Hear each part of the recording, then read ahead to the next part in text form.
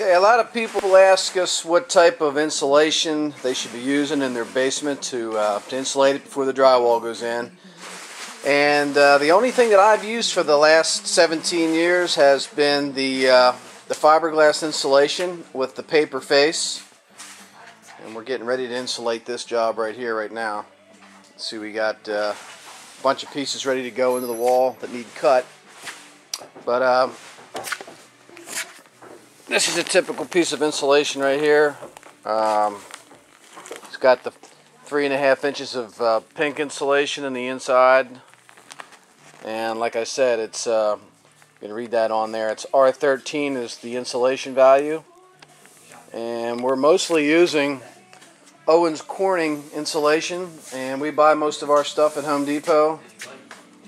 We get the bags like this. We don't get the rolls. This stuff's pre-cut. You can see right here. Shows you that it's 93 inches long and 15 inches wide and 3.5 inches thick. And there it shows you it's the R13, and it's the Pink Panther Owens Corning insulation right there. Same stuff that you probably have on the first and second floor of your home, and it works great. And it's put right in between the floor joists. You just grab a piece and stuff it right in the wall. Chris, grab a piece out over there, throw it up one of them cavities over there. It's already pre-cut. You just grab it, stuff it in between the joists, and slide it up tight to the top. And then what you do at the bottom is you'll cut a little piece at the bottom, just like that, and you'll stuff that in the bottom there to continue it, because these walls are a little bit taller than 93 inches, so you have to make little cuts at the bottom. But I still prefer buying it in the bags because it's a lot easier to work with. So that's what you're using for the insulating purposes of the basement.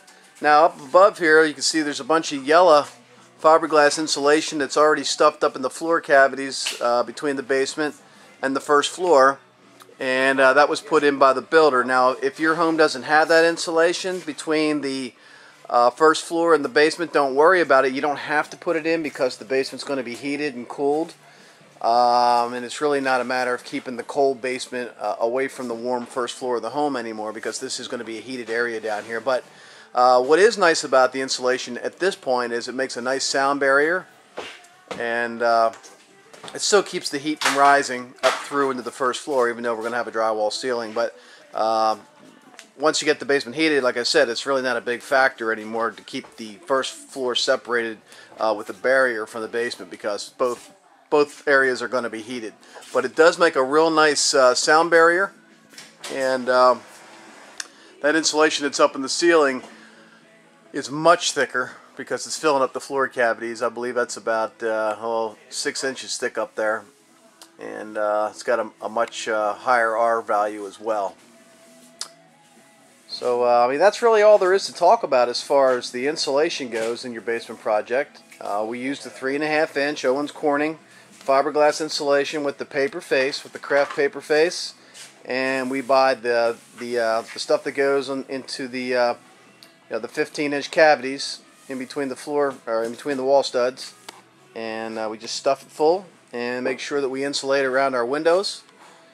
Any place that a draft could come through, we like to stuff a lot of insulation around the outside of the window, and that's it. There you have it. That's how you'll be insulating your basement project.